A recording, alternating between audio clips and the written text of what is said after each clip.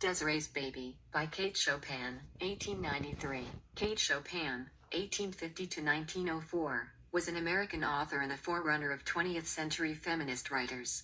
In the following short story, Chopin addresses lineage and class in antebellum Louisiana. As you read, take notes on why the characters react as they do in the author's message. As the day was pleasant, Madame Valmont drove over to L'Abri to see Desiree and the baby. It made her laugh to think of Desiree with a baby. Why, it seemed but yesterday that Desiree was little more than a baby herself, when Monsieur in riding through the gateway of Valmont had found her lying asleep in the shadow of the big stone pillar. The little one awoke in his arms and began to cry for Dada. That was as much as she could do or say. Some people thought she might have strayed there of her own accord, for she was of the toddling age. The prevailing belief was that she had been purposely left by a party of Texans, whose canvas-covered wagon, late in the day, had crossed the ferry that Cotton May kept, just below the plantation. In time Madame Valmont abandoned every speculation but the one that Desiree had been sent to her by a beneficent providence, to be the child of her affection, seeing that she was without child of the flesh. For the girl grew to be beautiful and gentle, affectionate and sincere, the idol of Valmont. It was no wonder, when she stood one day against the stone pillar in whose shadow she had lain asleep, 18 years before, that Armand Aubigny, riding by and seeing her there, had fallen in love with her. That was the way all the Aubignys fell in love, as if struck by a pistol shot. The wonder was that he had not loved her before, for he had known her since his father brought him home from Paris, a boy of 8, after his mother died there. The passion that awoke in him that day, when he saw her at the gate, swept along like an avalanche, or like a prairie fire, or like anything that drives headlong over all obstacles. Monsieur Valmont grew practical and wanted things well considered, that is, the girl's obscure origin. Armand looked into her eyes and did not care. He was reminded that she was nameless. What did it matter about a name when he could give her one of the oldest and proudest in Louisiana? He ordered the corbeille, from Paris, and contained himself with what patience he could until it arrived. Then they were married. Madame Valmont had not seen Desiree and the baby for 4 weeks. When she reached L'Abri she shuddered at the first sight of it, as she always did. It was a sad-looking place, which for many years had not known the gentle presence of a mistress, old Monsieur Aubigny having married and buried his wife in France, and she having loved her own land too well ever to leave it.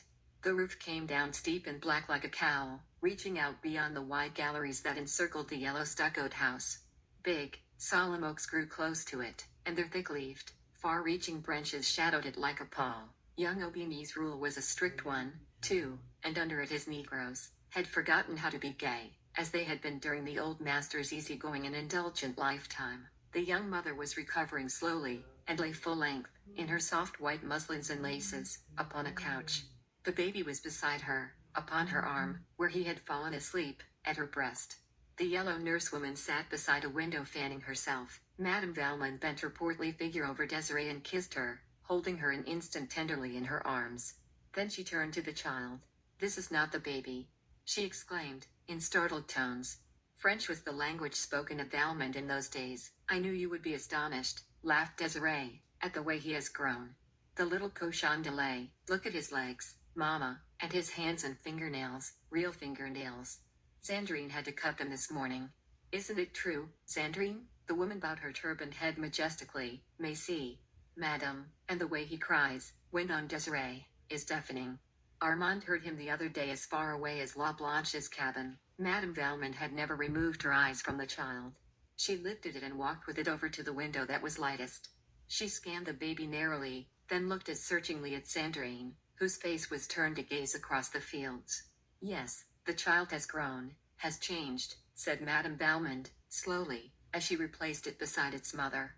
"What does Armand say?" Desiree's face became suffused with a glow that was happiness itself. "Oh, Armand is the proudest father in the parish, I believe, chiefly because it is a boy, to bear his name, though he says not, that he would have loved a girl as well. But I know it isn't true. I know he says that to please me.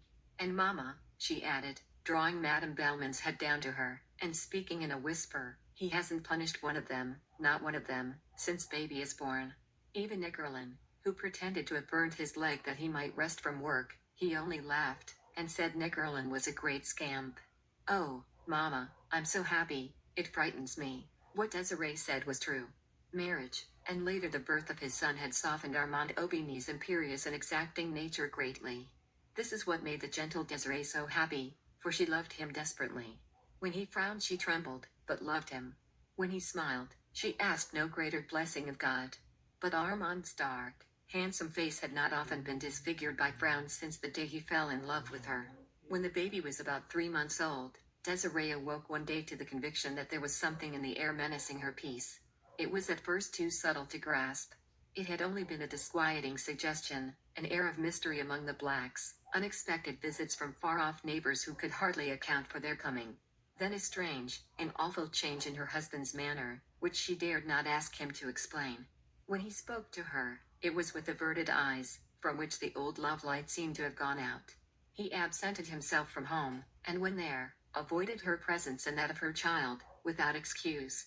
And the very spirit of Satan seemed suddenly to take hold of him in his dealings with the slaves.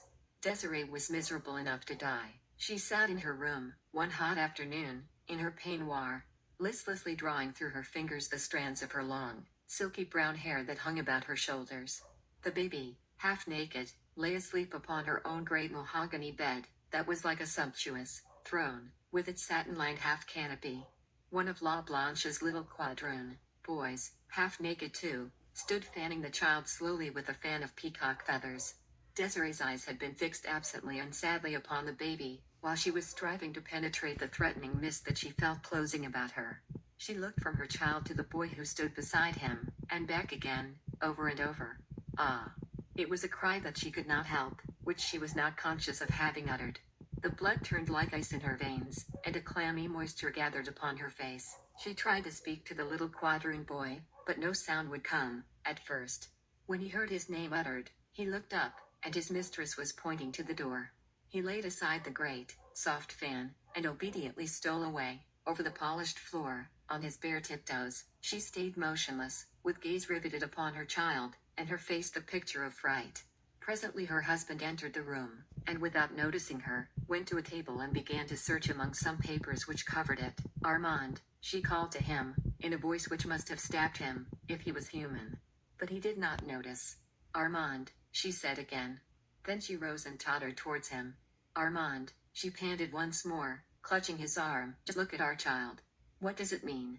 Tell me. He coldly but gently loosened her fingers from about his arm and thrust the hand away from him. Tell me what it means. She cried despairingly. It means, he answered lightly, that the child is not white. It means that you are not white. A quick conception of all that this accusation meant for her nerved her with unwanted courage to deny it. It is a lie. It is not true. I am white. Look at my hair. It is brown, and my eyes are gray. Armand, you know they are gray. And my skin is fair, seizing his wrist. Look at my hand, whiter than yours, Armand. She laughed hysterically. As white as La Blanche's. He returned cruelly, and went away leaving her alone with their child. When she could hold a pen in her hand, she sent a despairing letter to Madame Valmond. My mother, they tell me I am not white. Armand has told me I am not white. For God's sake tell them it is not true. You must know it is not true. I shall die. I must die. I cannot be so unhappy, and live. The answer that came was brief. My own Desiree, come home to Valmond, back to your mother who loves you. Come with your child. When the letter reached Desiree she went with it to her husband's study, and laid it open upon the desk before which he sat. She was like a stone image, silent, white, motionless after she placed it there. In silence he ran his cold eyes over the written words. He said nothing. Shall I go, Armand? She asked in tones sharp with agonized suspense. Yes, go. Do you want me to go? Yes, I want you to go. He thought Almighty God had dealt cruelly and unjustly with him, and felt, somehow, that he was paying him back in kind when he stabbed thus into his wife's soul. Moreover, he no longer loved her, because of the unconscious injury she had brought upon his home and his name. She turned away like one stunned by a blow, and walked slowly towards the door, hoping he would call her back. Goodbye, Armand, she moaned. He did not answer her. That was his last blow at fate. Desiree went in search of her child. Sandrine was pacing the somber gallery with it. She took the little one from the nurse's arms with no word of explanation, and descending the steps, walked away, under the live oak branches. It was an October afternoon. The sun was just sinking. Out in the still fields the Negroes were picking cotton. Desiree had not changed the thin white garment nor the slippers which she wore. Her hair was uncovered and the sun's rays brought a golden gleam from its brown meshes. She did not take the broad, beaten road which led to the far-off plantation of Valmond. She walked across a deserted field, where the stubble bruised her tender feet, so delicately shod, and tore her thin gown to shreds. She disappeared among the reeds and willows that grew thick along the banks of the deep, sluggish bayou, and she did not come back again. Some weeks later there was a curious scene enacted at Lawbury. In the center of the smoothly swept backyard was a great bonfire. Armando Bini sat in the wide hallway that commanded a view of the spectacle, and it was he who dealt out to a half-dozen Negroes the material which kept this fire ablaze. A graceful cradle of willow, with all its dainty furbishings, was laid upon the pyre, which had already been fed with the richness of a priceless layette. Then there were silk gowns, and velvet and satin ones added to these, laces, too, and embroideries, bonnets and gloves, for the corbeille had been of rare quality. The last thing to go was a tiny bundle of letters, innocent little scribblings that Desiree had sent to him during the days of their espousal. There was the remnant of one back in the drawer from which he took them. But it was not Desiree's, it was part of an old letter from his mother to his father. He read it. She was thanking God for the blessing of her husband's love. But above all, she wrote, "Night and day, I thank the good God for having so arranged our lives that our dear Armand will never know that his mother, who adores him, belongs to the race that is cursed with the brand of slavery."